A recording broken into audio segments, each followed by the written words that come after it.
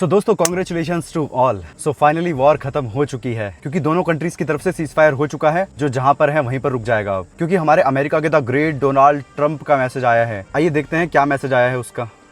After a long night of talk mediated by the US, I am pleased to announce that India and Pakistan have to agree to a full and immediate ceasefire. So congratulations to both countries on using common sense and great intelligence. Thank you for attention to this matter. तो ये देखिए आप भी क्या लिखा है हमारे the great Donald Trump ने। सो फाइनली अच्छा ही है दोनों कंट्रीज के लिए। लेकिन अगर जो कंपैरिजन करें तो पाकिस्तान का तो पूरी तरीके से सत्यानाश हो ही चुका है, क्योंकि हमने उनके 3 एयरबेस डिस्ट्रॉय कर दिए। पहला पाकिस्तान एयरबेस नूर खान जो कि भारत से 150 किलोमीटर दूर है, और दूसरा पाकिस्तान एयरबेस मुरीद जो कि भारत से 210 किलोमीटर दूर है, और तीसरा रफीक एयरबेस जो कि भारत से 270 किलोमीटर दूर है। तो अगर ओवरऑल देखें तो पाकिस्तान का बहुत ज्यादा नुकसान हो चुका है, क्योंकि ना तो उनका एयर डिफेंस सिस्टम काम किया जो उन्होंने चाइना से लिया था, और हमारा एयर डिफेंस सिस्टम तो आपने देख ही लिया जिसका नाम ही सुदर्शन है, उसको कोई क्या ही डिस्ट्रॉय कर सकता है, जो कि S-400 मिसाइल डिफेंस सिस्टम था।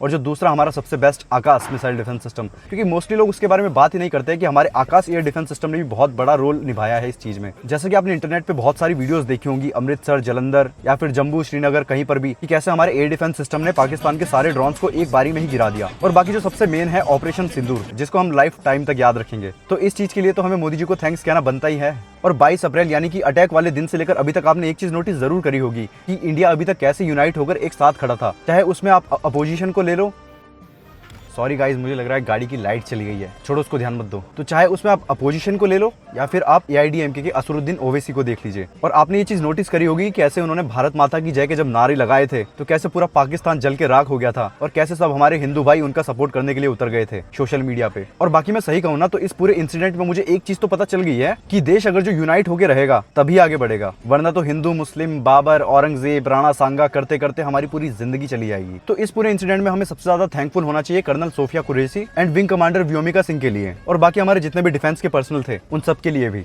और बाकी जाते जाते मुझे मेरे डिफेंस पर्सनल के लिए हमेशा एक लाइन याद आ जाती है। तो लाइन कुछ इस प्रकार है कि आदि से अनंत तक चली यही परंपरा, कायर भोगे दुख सदा, वीर भोग्य वसुंधरा। और इस बीच मैंने सोशल मीडिया पे बहुत सारी ये वीडियोस भी देखी थी कि कैसे आसिम मुनीर अपने जितने भी पाकिस्तान के सोल्जर्स थे उनको मोटिवेट कर रहा था कि ये कोई जंग नहीं है, ये आपके देश और आपकी आवाम के लिए एक सुरक्षा है। बाकी जाते जाते मैं आसिम मुनीर को एक ही बात कहूंगा कि जो तुम उनको कह रहे थे ना कि आप अभी लड़ाई करिए कि अल्लाह आपके साथ है, तो बेटा अल्लाह उनके साथ नहीं, अल्लाह कर्नल सोफिया कुरैशी के साथ है।